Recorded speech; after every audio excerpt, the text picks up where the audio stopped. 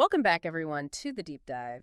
Today, we're plunging headfirst into all the buzz around a device many of us are really looking forward to, the Google Pixel 10 Pro Fold. Yeah, for this deep dive, we basically gathered up all the latest leaks, those industry reports, sharp analyses, everything we could find. We're going to cut through the noise, try and pinpoint what truly matters for you, our mission. Simple, really. Extract those vital nuggets of info, like what are the key innovations you really need to know about? Battery, charging, the display, and maybe most interestingly, its durability. Let's unpack all of this, really explore what these potential upgrades, well, what they might mean for your actual day-to-day experience. Yeah, it's interesting because the foldable market's definitely maturing now. Yeah. And Google, they've shown this sustained commitment, right? Hmm. Building on the original Fold, then the 9 Pro Fold, so the Pixel 10 Pro Fold, which looks like it's landing around August 2025. It really represents their latest, probably most refined attempt.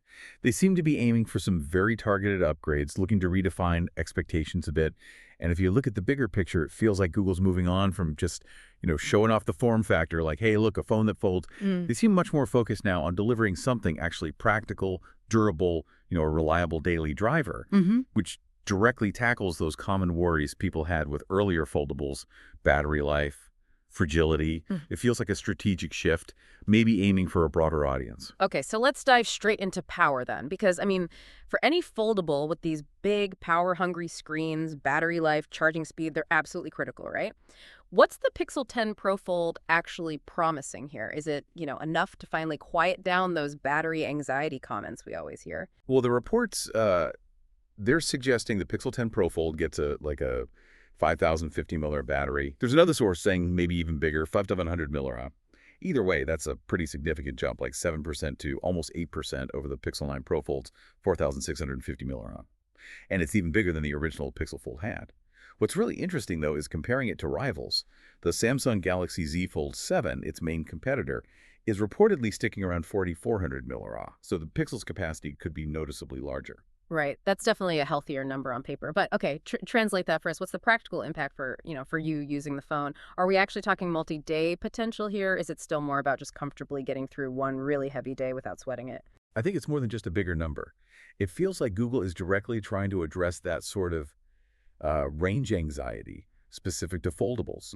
By pushing the capacity like this, they're not just improving the phone, they might be trying to remove a psychological barrier, maybe win over some mainstream users who saw foldables as a power compromise before. Yeah. So yeah, multi-day use still probably depends heavily on how you use it, but it definitely positions the Pixel Fold as a much more reliable daily partner.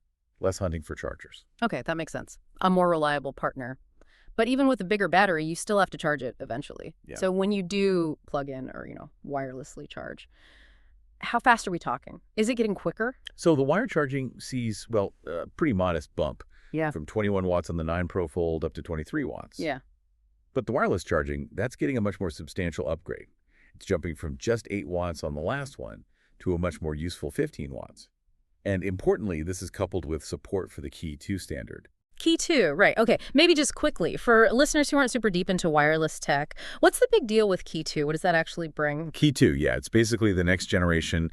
Think of it like MagSafe, but for the Android world, more or less. It doesn't just boost the speed to that 15 watts, but crucially, it uses magnets for alignment. Ah, magnets. Okay. Exactly. So it just snaps perfectly into place every time, which means a more reliable connection, more efficient charging. It should solve that old headache, where you'd put your phone down slightly wrong and it charged super slowly or not at all. So yeah, smoother, less frustrating.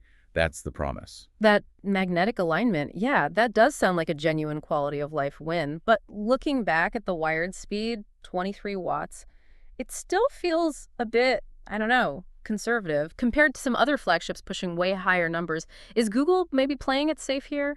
Or is there some technical reason related to foldables? That's a fair question. Google's approach has generally favored, let's say, optimized sustainable charging over those super fast bursts, partly for battery health long term. And with foldables, yeah, there are definitely unique heat challenges. The design, the hinge, it's complex. Pushing really high wattage generates heat, which isn't great for the battery or the other delicate bits inside a foldable, so it's likely a balance, prioritizing the device's health and efficiency over just winning the wattage race. Gotcha. And how does the chip inside, the Tensor G5, how does that fit into this whole power picture? right? The Tensor G5. So the rumors point to it being built on a really advanced 3-nanometer process by TSMC. Think of 3 nanometers of like super tiny, super efficient pathways for electricity inside. And the focus seems to be squarely on improved energy efficiency and also enhanced heat management. So the idea is that bigger battery won't just get drained faster by a power-hungry chip. It's an integrated approach. It's aiming for synergy, right? So potentially you get disproportionately better battery life than just the raw milliamp hour increase suggests. And better heat management helps battery health long-term, plus it keeps performance more consistent. No thermal throttling, hopefully. Okay, we've covered the power inside, but for a foldable, the window to that power is, well, the display, or displays rather. Google seems to have made some specific choices here, particularly with that outer screen. What's the main change there? Yeah, the outer display. Reports say it's growing slightly, from 6.3 inches on the 9 Pro Fold to 6.4 inches. Now, 0.1 inches doesn't sound like much, Right, tiny. but it's how they're apparently doing it. By cutting down on the bezels, which, let's be honest, were maybe a bit thick before, felt a bit behind the curve, and also by shrinking the hinge area you see. So it signals Google's paying attention to those finer aesthetic details, moving to something more refined, more modern looking. And brightness. Is it actually easier to see outside? Because, man, trying to use your phone screen at the beach or just in bright sunlight can be impossible sometimes. Oh, absolutely. This could be a big one. The outer display is tipped to hit a peak brightness of 3,000 nits. 3,000, wow. That's a solid 10% jump from the 9 Pro Fold's 2,700 nits, and it's almost double what the original Pixel Fold managed, which was around 1,550. So yes, that directly impacts usability in bright conditions. No more desperate squinting, trying to, find your Uber driver in the midday sun. That's a real practical benefit. Okay, huge improvement on the outside. What about the big one, the main internal display you unfold? Is that getting similar treatment? That one seems more consistent. The internal display is expected to stay pretty much the same at 8 inches. That's consistent with the 9 Pro Fold, which itself was an upgrade from the original's 7.6 inches.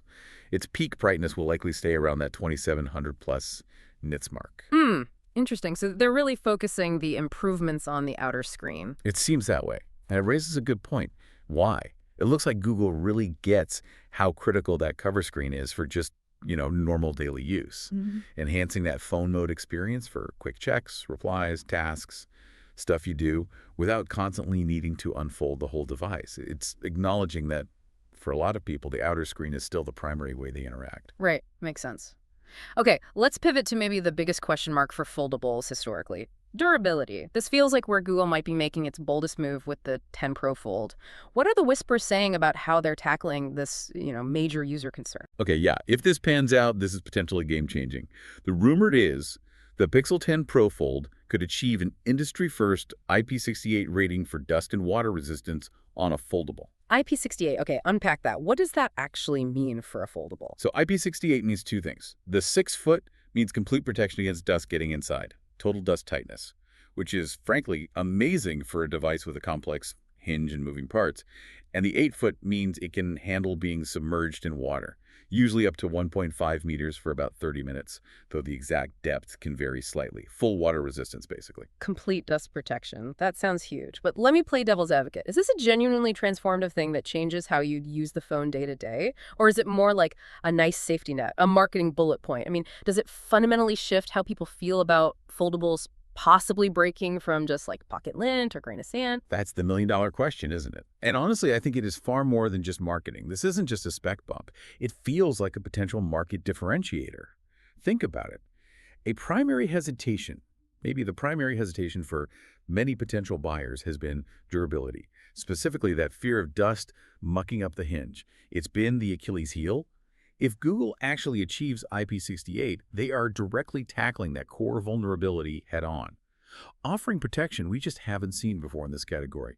This could genuinely reduce that consumer anxiety, boost confidence, make the Pixel 10 Pro Fold feel like a trustworthy option for, normal people, not just early adopters. It could absolutely set a new benchmark that forces others like Samsung, whose Fold 7 is expected to be IPX8 water resistant, but not dust resistant, to follow. Taking it to the beach without, holding your breath the whole time. Yeah, I could see the appeal. Okay, let's leap back quickly to the chip, the Tensor G5. We talked efficiency, but what about raw horsepower? How does it actually stack up performance-wise? Especially for a device juggling foldable tasks. right? The Tensor G5, built on that efficient 3-nanometer process, as we mentioned. Now, early benchmarks, specifically Geekbench scores, which are like a standard fitness test for chips, are showing around 2,276 for single-core tasks and 6,173 for multi-core. Now, that is a significant upgrade over the Pixel 9 Pro Fold. Definitely Which better. sends a butt coming. Yeah, those scores are still well below what we expect from phones using Qualcomm's next-gen chip, like the Snapdragon 8 Elite that'll likely power the Galaxy Z Fold 7. Yeah. So connecting that to the bigger picture reinforces Google's strategy. They seem to be consistently prioritizing efficiency, tight hardware-software integration, and those on-device AI smarts over chasing the absolute highest benchmark scores. So does that mean it'll feel slow? Not necessarily. The implication is the phone might not feel lacking in power in everyday use, because Google optimizes the overall experience. Think about how AI could improve multitasking on that big screen, or manage power smartly for the foldable format. It's about smart power for a flexible device, not just raw speed.